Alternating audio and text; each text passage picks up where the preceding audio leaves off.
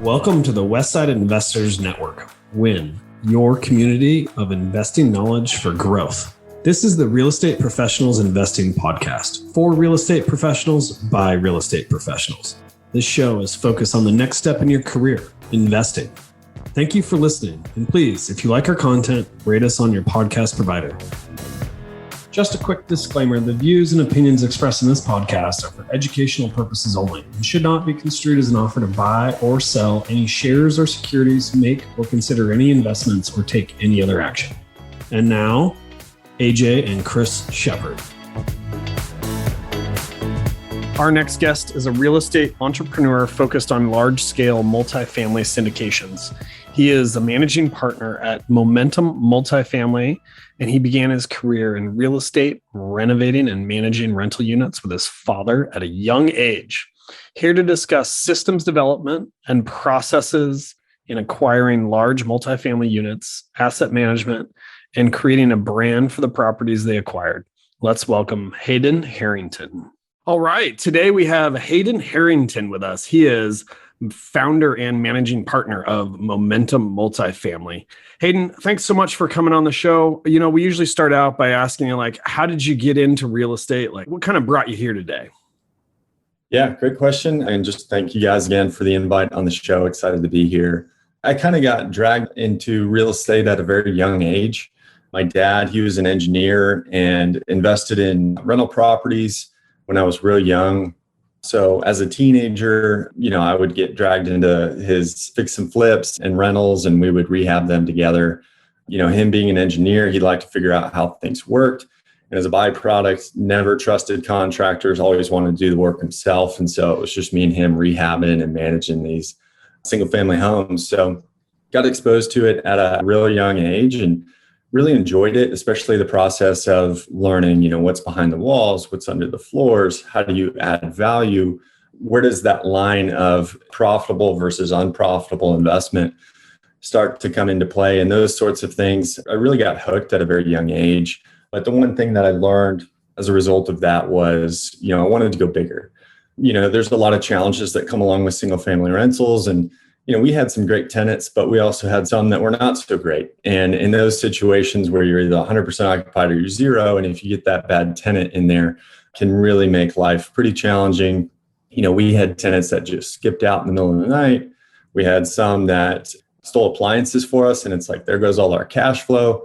And then on top of that, you know, the work, it's fun to learn, but it's backbreaking work, takes a long time, especially if you're doing it all yourself. So ultimately, you know, made the decision to try to make the jump to commercial and just try and navigate and understand that game. Well, that is a very familiar story. Literally, when you were mentioning dad taking you to properties when you were a kiddo, like AJ and I were both, you know, cleaning out tenants that left in the middle of the night, putting like seals on flat roofs. Redoing tile bathrooms, like all sorts of stuff. You know, that one time I got suspended from school, dad put me to work, a little indentured servitude. But yeah, I mean, like, honestly, I feel like we had a very similar childhood growing up. What Chris is trying to say is he already feels connected, even though we've only been talking for a few minutes. So we've got very similar backgrounds with our dad. He did a lot of buy and hold, but, you know, flipped them a little bit too. So, well, cool. Well, so now you're here and you found multifamily. I think you're out of Houston, right? Yeah, correct. So tell us a little bit about what you're doing today. Yeah. So, you know, full-time commercial real estate multifamily investor, currently have just under 900 units around the Houston market, and then we're under contract for another 257. So we'll have about 1,150 units in the Houston suburbs. I'm partnered up with my business partner, Dustin Miles. He's out of Fort Worth. I was up in Dallas for almost the last 10 years and recently moved back down to Houston, where I'm originally from. But we met up and linked up about 4.5 years ago. And that's when we came together and founded Momentum. And so we've been kind of off and running ever since. It was challenging to get started. We were initially teamed up in 2019, and then we spent the first year underwriting deals, learning how we work together, and just kind of understanding each other. And we ran a meetup up in Dallas. That was a great kind of dating process to make sure we were the right fit to come under the same flag, which I think is a really important step for any partnership. You got to really know and trust, who you're getting in business with. I always like to say multifamily is marriage. You're married to your partners and you're married to your properties. These are long-term investments. So, you got to really think wisely about who you want to team up with. And, the meetup it served a great purpose for us to get to know each other, and then also, educate investors, prop us up as authority figures, build an investor base that we could then, raise equity from once that deal came down the road. So that was kind of how we got started together. And then it was kind of interesting path to the first deal. It took us about a year to get an offer accepted, but we had that offer accepted in March of 2020. So for those of you that don't remember, that's when the whole world shut down because a global pandemic hit. So that was an interesting time. We didn't know to be excited or terrified at the same time. Thankfully, we were in between LOI and PSA, so we weren't, we didn't have any hard earnest money or anything like that, and we could walk away. But we tabled that just to kind of see what was going on, and, ended up making a shift to a little bit newer assets as the pandemic went on, because historically my partner had done all B and C assets, 70s and 80s vintage deals. And that's what we were looking at, all through 2019 and early 2020. But as soon as the pandemic hit, we really started to ask the questions of how do we mitigate risk and where's the opportunity? So we saw risk for, there's a couple different ways you can mitigate risk. You can buy a newer property that has better bones, so the likelihood of something going wrong is lessens, especially with. So before you get in too deep to explaining or like talking about mitigating risk, what do you see as risk in multifamily? The biggest risk is disjointed team. This is a team sport, and if you don't have your operations really tight, not only between your team with your partnership and then your team at the asset level, if that's disjointed or you're not hands-on, it can spiral out of control extremely quickly. So I'd say that's the biggest risk, especially if I'm a passive investor looking at, hey, who do I want to invest with? If it's a group that isn't very big, but their focus is scattered, they're looking all over the country, that's a huge red flag for me, because just week to week, let alone month to month, these assets have a lot of moving parts. And if you're not hands-on, it's so easy for stuff to fall through the cracks. You've got to know what your team's doing and implementing. And if you're spread out across the country, just tracing yields on paper, then, there's a high likelihood that things are going to fall through the cracks, and, you're not going to be able to hit those investment projections. So that's the number one thing for me personally when identifying risk is, just the team that is involved in putting these projects together. Yeah, I completely agree. You got to sponsor risk. So, yeah, but when it comes, I was just going to say, Brian Burke's book is like, more so than, identifying a good deal, it's identifying a good sponsor. That's really in the property management and the actual, capital project that happens on most value adds is where the money's made. Even any deal can look good on paper, but like actually being able to perform on it is what really counts, is I think what you're saying, right? Yeah, 100%. You could have a good deal, but with a bad sponsorship team, it turns out to be a terrible investment. So the team is, betting on the jockey more than anything. And then after that, the deal and the location. So Hayden, like you were kind of jumping into kind of asset level risk though, like as a sponsor and talking to, other real estate professionals who want to be sponsors, how should they be viewing risk in your opinion when it comes to looking at an asset or looking at a location or vetting team members? Yeah, when we're looking at deals and trying to identify potential risks, that the biggest one I'd say is that rent story. That path to pushing rents to hitting your pro forma. That's got to be achievable. So for us, if a deal gets sent our way and it's leading the submarket in terms of effective rents, it's something we're not interested at all, because leading the pack puts you in the riskiest position. So we want a clear path to be able to push those rents, and we want to understand that this submarket can actually support those pro forma rents that we're projecting. Otherwise, we don't like to guess. We like data. We like, what is this submarket actually doing? And what is it, actually achievable? What sort of supply is coming online? How many competitors do you have? Those sorts of things. But I think just, when looking and analyzing a deal, that rent story and, what the effective rents are at the comparable properties is a really important thing to hone in on. Yeah, we completely agree as well. So being the managing partner, you'd mentioned that your kind of main roles are acquisitions and asset management. Which one do you like the most? And what do you feel like is your secret sauce?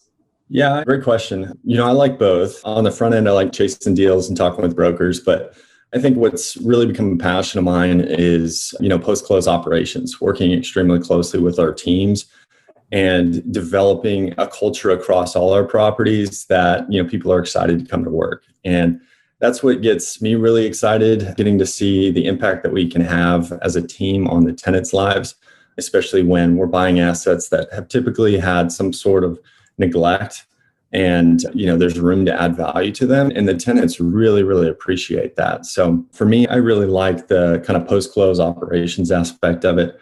How do we systematize? How do we streamline everything? How do we make sure that our employees are being cared for and have the right tools at their disposal to be able to be successful in the first place?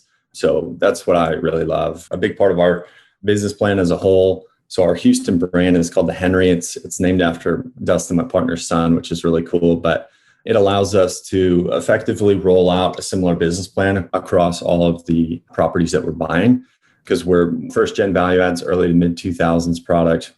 So they all look very similar. It's a very similar business plan.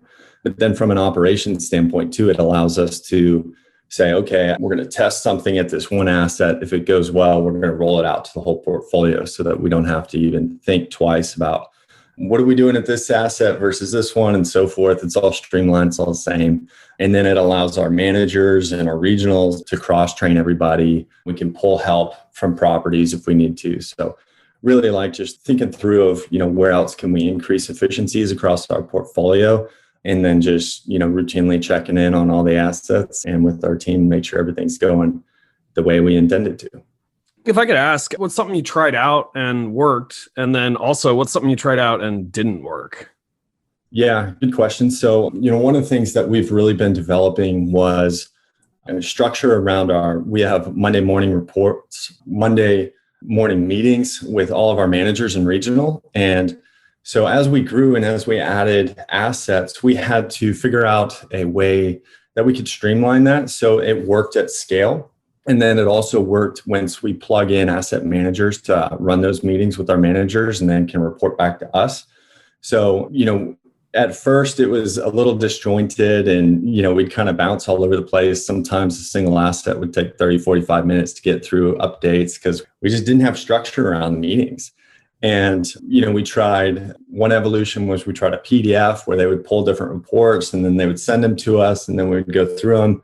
But that ended up having, a dozen different reports our managers were looking at, and it was just taking a lot of time. And, we got it down to actually an Excel spreadsheet that we have all our managers go through that, we walk through now every meeting. We have a general tab where we go over, how are our people doing? Or do we have any open positions or do we have any temporary hires on right now? We go through, what events are planned for residents in the month and, any capital projects. And so we just go down and then we go over to like renewals, revenue, delinquency. So we just work through each of these tabs and all of our managers fill this out Monday morning and send it to us prior to the calls. So there's a lot of structure around it. And at a glance, we can figure out, okay, what needs attention and what's doing well sort of thing. And then as we add in asset managers, they can run those and then, report back to us as well. Because, if you have a dozen or 20 plus properties, once you get to that level, you're going to have a lot of structure and a lot of systems around that information getting from that manager up to the principals and to make sure that, everything's going in the right direction sort of thing. So that was one thing that it kind of did both. It did work and it didn't at first, because at first it was just kind of all over the place and we were, chit-chatting and just taking everybody's time. it kind of evolved into a place where there's a lot of great structure, and it puts a lot of accountability on our managers too. They know we're watching. They know that we're going to show up to the properties, sometimes announce, sometimes not announce. And so we put a lot of accountability on our teams to make sure that, they're doing what they should be doing. And just so our listeners, do you guys do the property management on it? Or when you're talking about managers, is that the property manager reporting to you on Mondays? Yeah, so that's the property manager reporting to us. So we do third party. We work with Asset Living. They're based out of Houston too. They're, I think, the third largest in the country.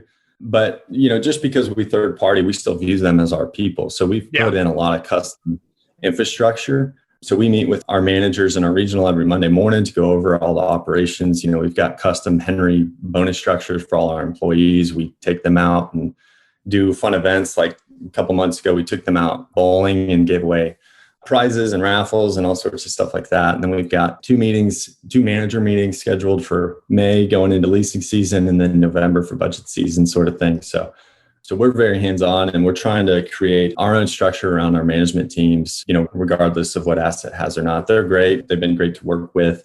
We've got a lot of resources at their disposal, but our belief is we never want to rely on anybody but, us and our team. That's pretty impressive. So do you mind sharing what the bonus structure is and kind of like what are the KPIs and the metrics that you're looking at to bonus out? Yeah, so it's a combination of a few different things, because obviously you want to have everybody incentivized in the right direction.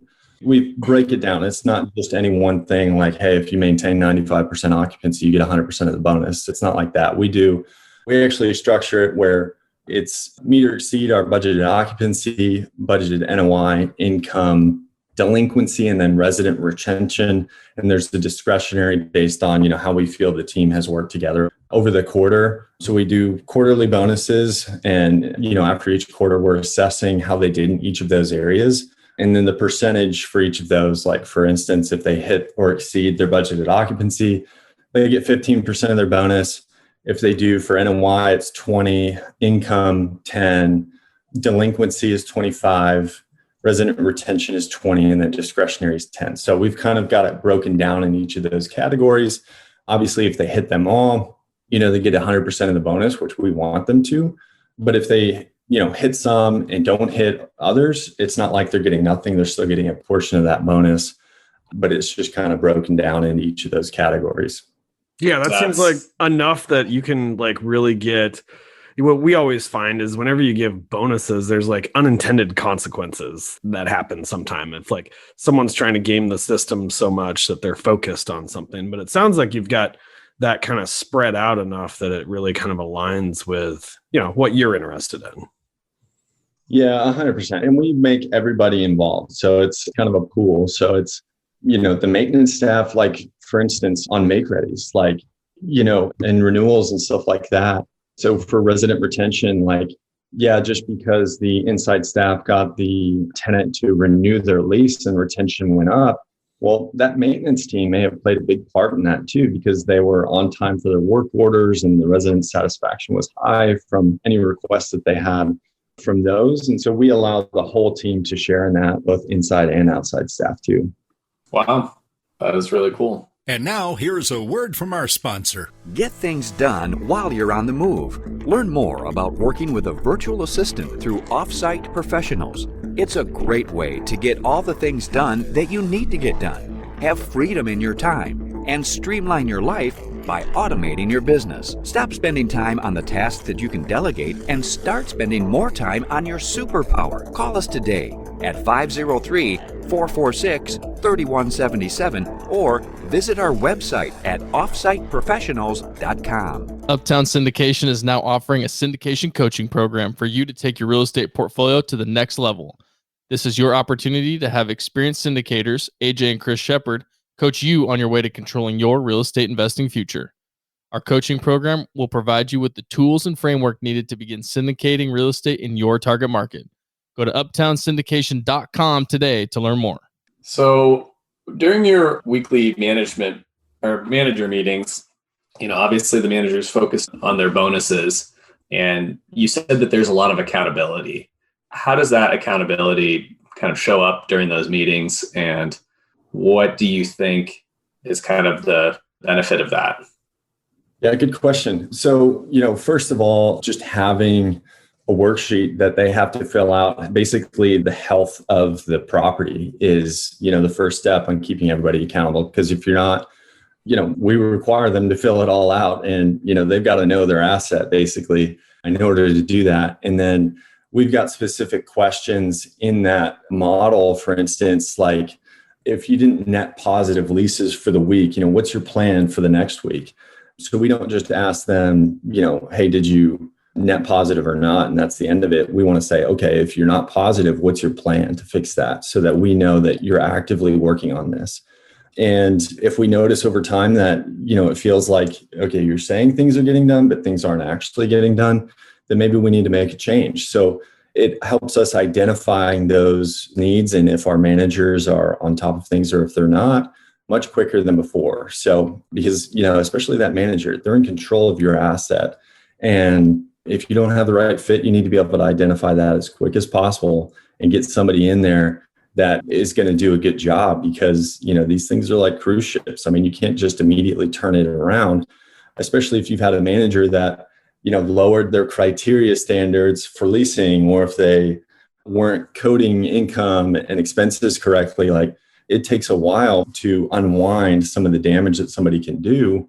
I mean, on one of our assets, once we took over, we ended up having to let that manager go because she just wasn't getting the job done, and she was over her head sort of thing. And it took a while to clean that up. So, by putting some of this infrastructure in place, it helps us identify strengths and weaknesses a lot quicker.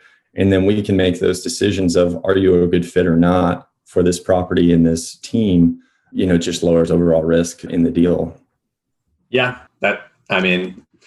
great operation. It goes back to, trusting your sponsor. And if you're implementing operations, like you say, then there's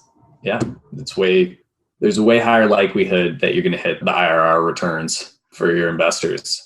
It just sounds like you've got stuff systematized, like with this bonus structure that you talked about. Like, it's very delineated. It seems like it's tried and true now. Like, it definitely seems like you've developed systems to go about making sure that everything's performing correctly. And it's not like just an emotional kind of like, well, I think this is going well. This is more like you are analyzing the data, and the data is telling you yes or no, or we need to look into this further, right?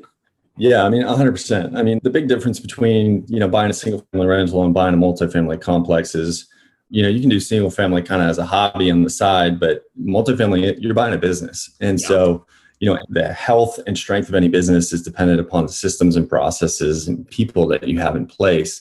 And so we take this extremely seriously. There's a lot of sponsors out there that, will go and get into multifamily and, kind of relax off the gas pedal and say, well, I'm third partying, it's their job to manage these assets. And we don't think that's the case at all. They're your assets, they're your people. And we just think, we want to be as hands-on as possible to mitigate overall risk. Yeah. If you don't mind me asking, I'd like to talk about kind of your team a little bit. I know that you've got a lot of on-site managers that you've talked about that are with the property management company, but kind of what does your team look like with the asset management? And the reason I'm asking is, my brother and I, we do syndication as well. And we've syndicated probably a little over 150 units, and we're just kind of growing. It sounds like you started out with kind of like larger unit counts than we did. And so I'm just kind of curious, like, as you've gotten to that like 1,200, 1,400 kind of unit range, like how your team started out and then how it grew.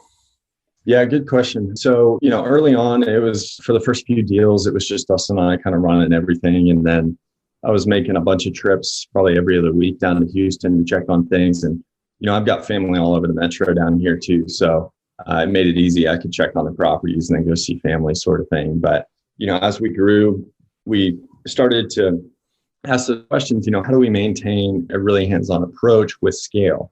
That's always been the question in our minds. So around the third or fourth deal that we did together, we had met a guy who had previous experience working for Camden and Hilltop, two very big groups, very good operators. And we hired him as a part-time asset manager. And, we brought him on probably earlier than we needed to. Like I said, around that third or fourth deal, you can probably have, you can run asset managers kind of like regionals at the management level, where a regional's over, 6 to 8 properties sort of thing.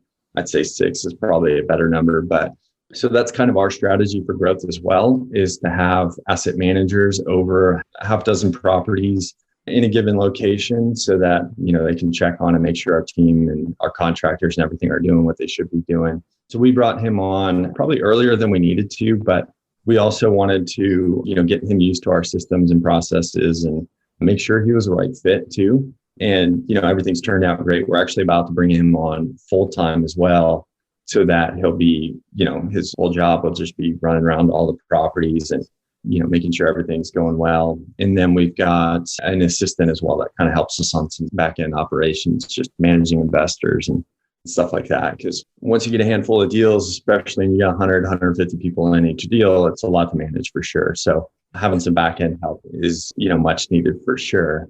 But that's really that's mainly it. And then, our general contractor, he's a partner on all our deals. He's a key principal, and he invests passively too. And so, he runs all of our construction projects and so forth. Wow. That sounds like a huge partner. I mean, it's a huge piece of the puzzle. We met him, I think he had came to our second networking event when we were just started out in Dallas, and we just hit it off immediately. I ended up actually officing with him for a couple of years while I was up there in Dallas, and, just a really, really good guy. And, we're typically investing or injecting about $10,000 to $15,000 a door in terms of our rehab on these projects. So they're good sized rehabs, and, he's just goes above and beyond for us, especially, but he's just a great guy, really hard worker. And, it helps a lot having a good general contractor on your team, especially if you're doing like a bridge loan and you've got, lender draws for all your rehab work. Those sometimes they can be easy. Sometimes they can be really, really painful. And, having a good contractor that understands and can be flexible with you really goes a long ways. Wow. So kind of diving into that a little bit, you mentioned you created the brand of, the property, the Henry. And that's something that I've seen people do, but I haven't really heard about, okay, what was the process? How did you go about creating this brand? And I mean, starting out with larger complexes makes it, almost a necessary thing. Obviously, you're not doing that on single family homes, but yeah, I'm just interested about the brand and kind of where that shows up, maybe in where the general contractor combines in there. Sure. We had, initially when we were throwing around the idea of just creating the brand in general, because, some of our goals is we want to be a large operator. And, we like to, we think you don't necessarily have to reinvent the wheel, but you can, look to those that have been there and done that and get a lot of great ideas. And so we looked at the groups like, the Camdens, the Cortlands, and and S2 is probably another one that we looked at quite a bit, how they operated and did their business. And we liked a hybrid model. So S2 creates a unique brand for each of the properties. Camden and Cortland have, Camden and so. So it was kind of a blend of the two, where for us, our strategy is we're going to create a brand for each metro that we're in. So the Henry is our Houston brand. And for Dallas, we'll have our Dallas brand. And, reason being for that is like, Cortland, for example, is bigger in Dallas, but it's not as big down here in Houston. Camden is bigger in Houston. So these brands get known around their metros anyways. And so, that's kind of our strategy, is to build a brand, grow it in our portfolio. It allows us from, again, an execution standpoint, especially when we plug in asset managers, they can understand that business plan they're getting plugged into, and that's all they have to think about. And then collectively, it's our family of properties. So we'll have, these different brands around the country, hopefully eventually. But, right now we just have the Henry, which is Houston. And so that's kind of where it all came from, was, we're thinking about, how do we systematize things? How do we streamline things? We like Momentum, as that's obviously our company name, but it didn't fit a property brand because, when you think about, coming home, you don't think of speeding up, like momentum, gaining progress, right? You come home to somewhere you want to unwind, you want to relax, you want to slow down. And so that's why we didn't use Momentum as the brand for the properties. but we're able to still create that same concept under our family of brands that are going to be under the Momentum flag. And our audience is, all over the nation or whatnot, but can you describe to us like what the brand is?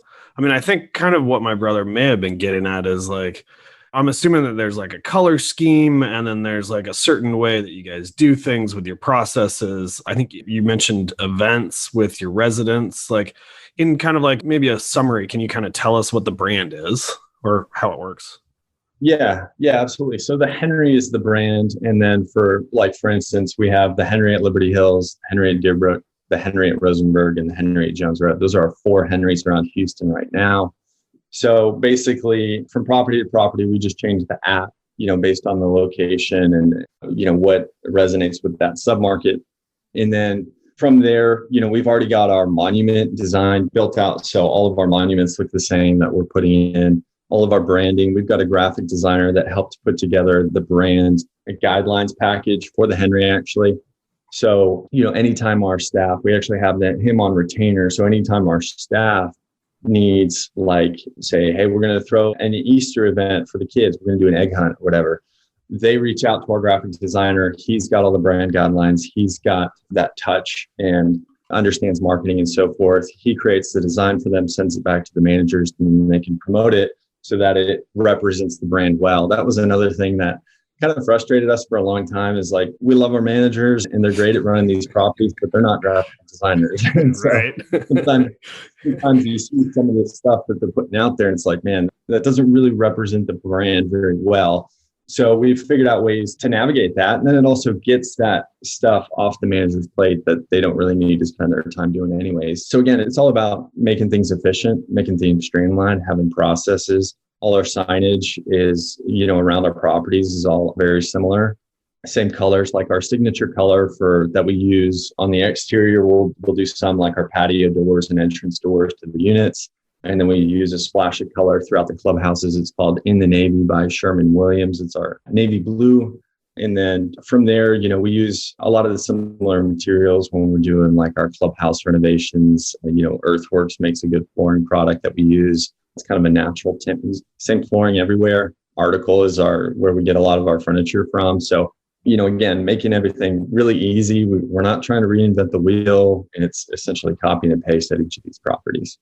I like that. That makes it seems like you've got the decisions down to scale. It's like as you pick up a new property, you've already got this kind of like set of standards and you just go implement that.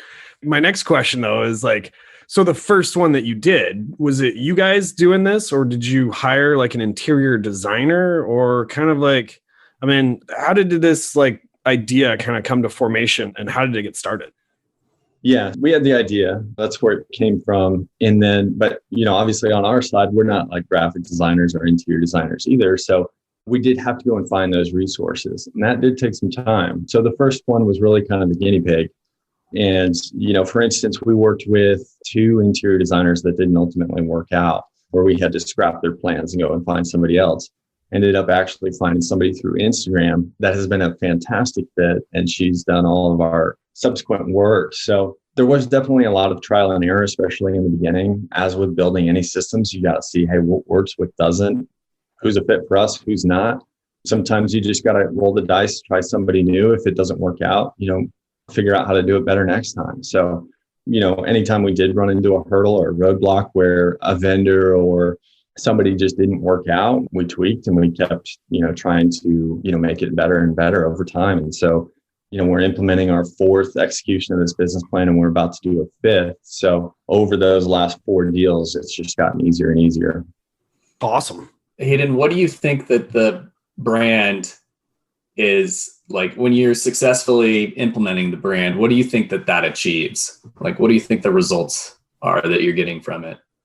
Yeah, I think for one, just speed. It speeds up everything. And with multifamily, time is everything here. So the quicker you can implement and start renovating units and executing this business plan, the quicker you can raise that income and that NOI and ultimately pass that benefit down to your investors. So for one, it makes things a lot faster. 2, it streamlines everything. Like our contractor, we're not doing something totally different from our last project. And so our contractor knows, okay, I've got the guidelines, I've got the understanding. I know the designer will give me the plans that I need to go out and bid and understands the process that we're getting into here. So everybody's a lot more on the same page. So that helps a ton, especially when you're talking, multi-million-dollar rehabs and renovation projects. It accomplishes a lot. And then on top of that, it's really cool because we're starting to get it noticed around Houston. So we've had residents come into some of our properties and say, hey, is this just like the other Henry, down the road? And so it's building the reputation of the brand. And ultimately too, part of our thinking behind developing the brand was if we can establish and develop a good reputation with our brand, and we share lots of progress pictures and stuff on social media, when we go to sell those properties, they're going to know, oh, okay, the Momentum guys really cared about those properties and operated them well, renovated them well. You're buying a good business. And so we can potentially justify a higher sales price too. So that's another part of our process. And then on top of that, you can package them up in a portfolio, say, hey, we'll have about 850 units in the northeast side of Houston that we could eventually potentially package that up and say, hey, you can move into this growing pocket of Houston at scale. And that's going to expand our buyer pool too. So it works for just a lot of different reasons. That was going to be my next question is, so when you do dispose of an asset or one of these assets or whatnot, what happens to the brand? Or have you guys run into that yet or thought about it? We haven't sold yet one of our Henrys, but we would strip it of the brand so that we can protect the integrity of it. So we want to control it. It was kind of interesting. The first property we bought, it's called the Henry at Liberty Hills in Houston. It's a 228 unit deal built in 2012. We bought it from a group called Sync Residential. And that kind of gave us a taste of that because as soon as we took over, they stripped everything of Sync. And so we're like, oh, that's interesting. Because obviously they cared about their brand. They didn't want somebody else operating a Sync property. And so, that's kind of where that gave us that idea. And, once we go to sell, that's what we would do as well. Nice. And so you guys bought your first property in 2019 or 2020? We got under contract in Q4 of 2020 and actually closed on it January 21. Okay. And so you're going on 2 years on that first property.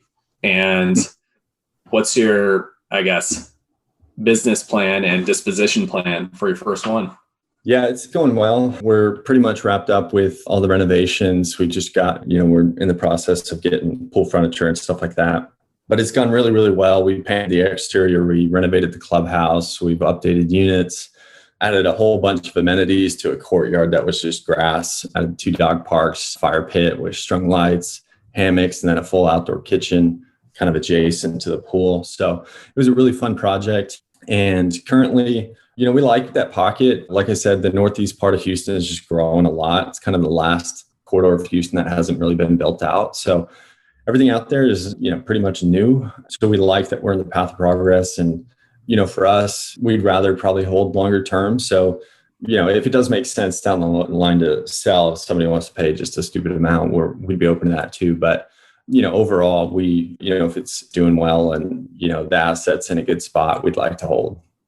Do you have plans for a refinance or? Well, it's an interesting time. So we're looking at options, but we'll probably get a little bit more serious about a refinance probably later in the year. Now is not a great time for anybody to refinance. Clearly, where rates are. Yeah. So, we've been watching it real closely, though. It's got a Freddie Mac loan. It is a floater. We had a really tight cap on our interest rate that's set to expire February of 24. So we are going to have to do something. The thing that probably makes the most sense for us, and we're tracking obviously very closely what the Fed is doing right now, but it looks like rates are going to come down sooner rather than later sort of thing. So most likely what we'll do is probably just purchase an extension on our interest rate cap and continue to hold for better times. So that's kind of where we're at. We track Pennsford very closely. JP Conklin puts out a lot of great information over there. And then you can also Chatham also has some really cool tools on their website to track the Fed forward curve and then also the price of those interest rate caps. And so based on everything all the data, as soon as they pause hiking rates within 3 months, those interest rate caps are historically fall by 50%. And then over 7 months, I think it's 75%. So should start seeing, we've already seen the cost of interest rate caps starting to come down. We actually get every morning, we get a valuation of our current hedges. So we can see the fluctuation in our current values of our caps. And I mean, just from last week to this morning, I think it dropped like 75 grand of the value of that existing hedge we have on that deal. So we're watching it pretty closely, but we'll probably either refinance or buy an extension on the interest rate cap, probably later in the year. Very interesting. Well, we are about 50 minutes in. It's been an amazing conversation, but it's time for our last 4 questions. Great. Well, I will start us off with the first one, which is, what's one piece of advice you would give your 25-year-old self? Yeah, good question. I'd say, just be patient, because that's about when I was getting started when I was 25. I'm 28 right now, about to be 29. And so, that led to a lot of frustration, was just, looking at everybody around me, seeing them do deals and getting frustrated that it wasn't happening as quick as I wanted to. And so, I think if you're going to save yourself a lot of stress and anxiety and worry, just tell yourself, be patient. If you really want to do this as your career, you'll find a way, you'll make it happen. But, the barrier to entry is high, and it may take some time. So just be patient, focus on, taking it day by day, and really just surround yourself with good people, and it'll work out. Yeah, I love that. Be patient. Okay. And our second question, what was your first entrepreneurial endeavor? Yeah, I'd say, taking it back to working with my dad, that was kind of the first time as a teenager that it really exposed me to it. And I think developed that mindset of, if you have an idea, you can go out and create it, make it happen. It was cool to see him say, hey, I want to start a project, and just go and get something, pick up the tools and figure it out along the way, and it's just been incredible to have had that experience, to be a part of it. And I think that's really where it developed that entrepreneurial mindset in me, was just from working with him at a very, very early age. So when he was like, hey, Hayden, we're going to go work this weekend, how did you initially react? Yeah, I didn't mind it, just because from that learning, I think I was just a curious kid. It was fun to figure out how things worked and get to see floors tore up and walls. We would, blow out walls, expand rooms. And, we worked on a house. Actually, he moved out to Pennsylvania for a year or two, and we redid a late 1800s house up in Pennsylvania. And it was just super cool to see how they built things. The nails were square, and, you'd have live edges on the studs in the walls. And that side of it just, it was pretty cool. It was exciting to kind of see, how people built things and how stuff works. And so, sometimes on certain, like busting up tile is no fun, or carpet, the tack strip on a room for carpet it's painful to take up. But, overall, it was fun working with him and getting to kind of figure out how stuff worked. Very cool. Yeah, that's super fun. Our dad was a lot of the same way, just doing projects and grabbing us and being like, hey, you're going to come see how this is done. I remember we were building our house over in Tucson, and he's like, we need to go check the plumbing and make sure they put it in the ground right before they pour the concrete slab. Otherwise, it's really hard to fix. And so we're going to go just double check this.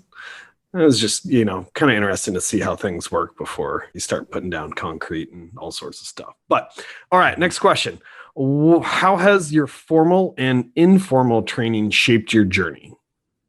Yeah, I'd say a lot of mine's been informal, I would say, to say the least. Just learning by experience is a great teacher. And then, I'm super grateful to my partner, Dustin. He's really been my more formal teacher, just learning along the way. So the cool thing about multifamily is, it's not rocket science at the end of the day. You're dealing with people, you're dealing with, all the basic same stuff. So if you can renovate a house, you can understand, the process of renovating an apartment complex. It's just at scale. So, it's not an overly complicated business. It is tough to get into. It is, you definitely got to take it very seriously. But, Dustin's been my mentor and really trained me quite a bit. And so, there's a lot of great coaching programs and stuff like that out there. They're pretty pricey. I'd say they definitely can get you there a little faster, but that's not the only option you have to take to get in the door, because I didn't go through any formal training program or anything like that. I just had a partner that kind of had been there, done that, and some experience on the construction side of things. So So yeah, you can make it work either way for sure. That is awesome. Okay. And you started in 2019. So over that career, what do you think was your biggest mistake and what did you learn? Yeah, good question. Fortunately, we haven't ran into too many issues. I'd kind of go back to that, idea of just be patient, because I remember just getting started out in 2019, in 2020, being so frustrated sometimes because, things weren't happening the way I intended them or had envisioned them. It took a lot longer. It was a lot harder and, caused a lot of unneeded stress and anxiety. I'd say that was probably my biggest mistake. If I would have had to go out again, because it was challenging sometimes to keep going forward, and you've got to continue to motivate yourself and keep pressing on when you have no idea when that deal is going to actually come to fruition. And that's probably the most challenging part about this, because even if you get an offer accepted, lead time to actually close that deal is probably going to be another 3 months. So you've got to have a very long, time horizon. This stuff doesn't come together in an instant. And then, it would be challenging and very difficult, especially when you get close to winning a deal, but you end up getting second or third. In this business, that means absolutely nothing. So you could spend months of effort. Right? That's right. Yeah. You can spend a ton of time, months, literally, developing a business plan, underwriting a deal, making sure it's one you want to pursue and put an offer in on, to get beat out just brutally. So it's a competitive business. It's very tough to get started. But again, that's why, just belief in yourself and your team and reinforcing, you can make it happen. Just being patient, I think, is so important. So going through that period again, if you could, how would you cope with the stress and kind of that anxiety you were mentioning? Yeah, I think just having more and more mental practices that you have throughout the day. Like a big thing for me that I've incorporated is journaling every morning. And then on top of that, before I get a workout in, I'm reading. So stimulating my mind, those sorts of things. And then just learning more about, doing a lot of introspection, learning about yourself, your thoughts, the values and implications that those thoughts have, I think is super important. And what I would put more and more of an emphasis on, because, I'm a big believer. I kind of view your thoughts and your mind as a magnet. What you put out there, what you spend time focusing on is drawing those experiences closer to you. And, so focusing a lot more on the positive side of things and what you want to create versus what you don't want to create or are currently experiencing. So, I think I would say that is super important and has helped me a lot personally. And if I were to go back, I would spend a lot more time, especially, when that offer fell through or you ended up getting that call from the brokers that, sorry, you didn't make it, focusing more on those sorts of things rather than, just the expectations that you have going into it. Well, thank you. That's awesome. Hayden, it's been a lot of fun having you on. Yeah. If anybody wants to get in touch with you, how would you like them to reach out? Sure. Yeah. Our website's just momentummultifamily.com. And then, if you want to shoot me an email, it's just Hayden, Hayden at momentummultifamily.com. Awesome. Well, thank you so much for being on the show today and sharing your experiences with us. I know that I learned a lot. I'm sure that you did too, Chris. Yeah. Awesome. Yeah, I appreciate it, guys. Again, just really appreciate the invite and, the time to be on the show today. Thanks. Thank you for listening to this episode of the Real Estate Professionals Investing Podcast on WIN, your community of investing knowledge for growth. We hope that this episode has increased your knowledge and added value to your path to freedom. If you would, please take a second to rate us so that we can get more great investors to interview. If you or someone that you know wants to be on, please visit westsideinvestors.com and fill out our form to be on the show. Thank you again and enjoy your day.